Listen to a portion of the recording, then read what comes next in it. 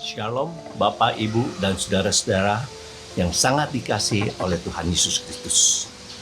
Lukas 5 ayat 22 mengatakan, akan tetapi Yesus mengetahui pikiran mereka, lalu berkata kepada mereka, apakah yang kamu pikirkan dalam hatimu? Yesus tidak hanya dapat melakukan mujizat kesembuhan kepada orang sakit, tetapi juga berkuasa untuk mengetahui isi hati dan orang-orang yang dengki dan iri hati kepadanya. Yesus mengetahui bahwa kedengkian dan iri hati para ahli Taurat dan orang Farisi kepadanya disebabkan oleh kebebalan hati mereka sendiri. Hati mereka bebal, karena apa?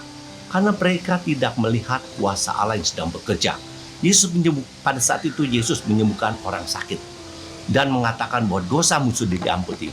Tapi orang-orang Farisi dan ahli Taurat ini mengatakan, siapakah orang ini ya yang dapat menyembuhkan atau mengampuni orang berdosa?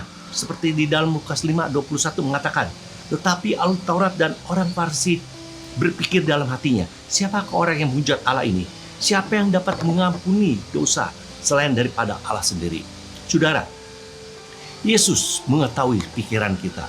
Yesus mengetahui keadaan kita. Sebab itu, kita jangan bimbang, ya. Jangan bimbang, karena Dia adalah Allah yang Maha Tahu.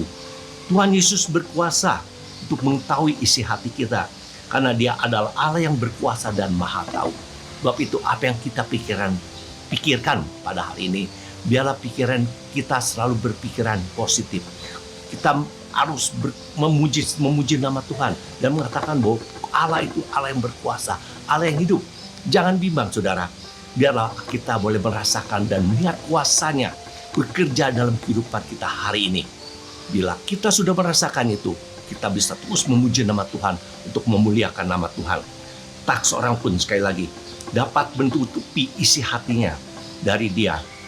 Sekarang kita harus mengetahui bahwa Allah adalah Allah yang Maha Tahu. Jadi saudara-saudara, semua yang benar, semua yang mulia, semua yang adil, semua yang suci, semua yang manis, semua yang sedap didengar, semua yang disebut kebajikan dan patut dipuji, pikirkanlah semuanya itu. Filipi 4 ayat 8. Jadi mulai hari ini pikiran kita harus memberi pikiran yang positif. Apa yang untuk memuliakan nama Tuhan, itulah yang harus kita pikirkan. Jangan kita meragukan dalam pikiran kita. Jangan memikirkan apakah Allah sanggup, apakah Allah berkuasa, apakah Allah dapat menolong saya dalam setiap masalah yang saya hadapi.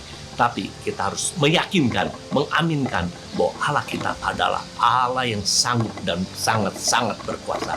Dia ya Allah yang Maha Tahu segala pikiran kita. Sekali lagi, mulai saat ini atau mulai hari inilah kita harus berpikiran positif untuk memuliakan nama Tuhan. Amin. Terima kasih Tuhan, tolong kami hari ini supaya kami selalu berpikiran positif untuk selalu memuliakan nama-Mu. Kau mengetahui segala pikiran dan isi hati kami. Biarlah segala pikiran-pikiran kami yang jahat, jauhkan itu semuanya Tuhan.